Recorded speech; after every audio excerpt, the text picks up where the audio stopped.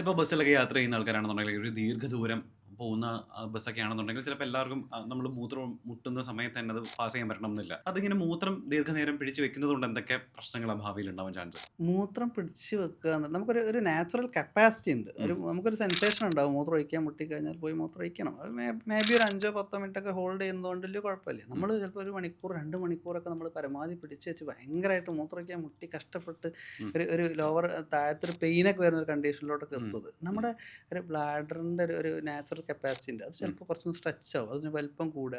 ഉം.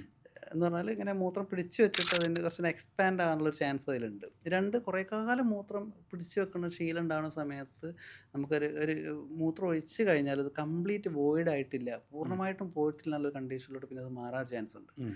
എന്ന് പറഞ്ഞാൽ മൂത്രം ഒഴിച്ച് കഴിഞ്ഞ് ഒന്ന് എണീറ്റൊന്ന് ഒന്ന് ഫ്രഷ് ആകുമ്പോൾ ചിലപ്പോൾ വീണ്ടും മൂത്രം ഒറ്റി പോകുന്നൊരു കണ്ടീഷൻ ഡെവലപ്പ് ചെയ്യാനുള്ള ചാൻസ് അതുകൊണ്ട് ഉണ്ടാവും. ഉം. കുറേ കാലം കഴിഞ്ഞിട്ട് ഇപ്പോൾ നമ്മളെ മെയിൽസിൽ എന്ന് പറഞ്ഞാൽ ആണുങ്ങളിൽ ഒരു 40 കഴിഞ്ഞാൽ തന്നെ ഇപ്പോൾ ഈ പ്രോസ്റ്റേറ്റ് ഗ്രന്ഥി വീക്കം ഉം. വളരെ ഉം. കൂടുതലായിട്ട് കാണുന്ന ഉം. സംഭവമാണ്. ഉം. അപ്പോൾ അത് ഇനിയും ഇത്തരം ഈ ശീലങ്ങളുള്ള ആളുകൾക്ക് അതിൻ്റെ അനുഭവം അല്ലെങ്കിൽ ആ പ്രോസ്റ്റേറ്റ് വീക്കം 40 വയസ്സാകുമ്പോഴത്തേനും ഉണ്ടാവും. ഉം. എന്ന് പറഞ്ഞാൽ ഇത് ഭയങ്കര ഇങ്ങനെ കുറേ കാലം മൂത്രം പിടിച്ചു വെക്കുന്ന ശീലമുള്ള ആളുകൾക്ക് പ്രോസ്റ്റേറ്റ് വീക്കം വളരെ കോമൺ ആയിട്ട് കാണുന്നുണ്ട്. അപ്പം ഉം. നമ്മളൊരു അത്തരം പേഷ്യൻസിൻ്റെ ഹിസ്റ്ററി എടുക്കുന്ന സമയത്ത് അവർക്ക് ആ ശീലം ഉണ്ടായിട്ടുണ്ടെന്ന് അവർ പറയും. ജോലി ഉം. തിരക്ക് കാരണം മൂത്രം ഒഴിക്കാൻ പറ്റാത്ത സാഹചര്യം എന്ന് ഉം. പറഞ്ഞിട്ട്. അതുപോലെ മൂത്രം പിടിച്ച് വെച്ചാൽ ഈ UTI യൂറിനറി ഇൻഫെക്ഷൻ വരാനുള്ള ചാൻസ് ഉണ്ട്. ഉം.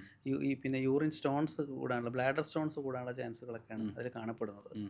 യാത്ര പുറപ്പെടുന്നതിന് മുമ്പ് തന്നെ ഇതൊക്കെ ഒന്ന് പ്രിപ്പയർ ആയി ഒന്ന് വാഷ്റൂമിലൊക്കെ പോയിട്ട് യാത്ര തുടരുക എന്നുള്ളതാണ്. ഉം. മറ്റത് നമുക്ക് പബ്ലിക് ടോയ്ലറ്റ് യൂസ് ചെയ്യാം ഇടയ്ക്ക്. നമ്മളതിന് മടിച്ചിട്ടാണ് ചിലപ്പം ഉം. മൂത്രം പിടിച്ച് വെക്കുക. പബ്ലിക് ടോയ്ലറ്റ് ഉപയോഗിക്കാനുള്ള മടി നമുക്ക് ഭയങ്കര ഉണ്ട്. ഉം. അപ്പോൾ അത് നമ്മൾ ഉപയോഗിച്ച് വീട്ടിലെത്തിയിട്ടാകാം അല്ലെങ്കിൽ ഓഫീസിലെത്തിയിട്ടാകാം എന്നുള്ള രീതിയിൽ പിടിച്ചു വെക്കുന്നതാണ്. ഉം. അപ്പോൾ ആ ശീലം ഒഴിവാക്കുന്നതായിരിക്കും ഒന്നുകൂടെ നല്ലത്. ഉം.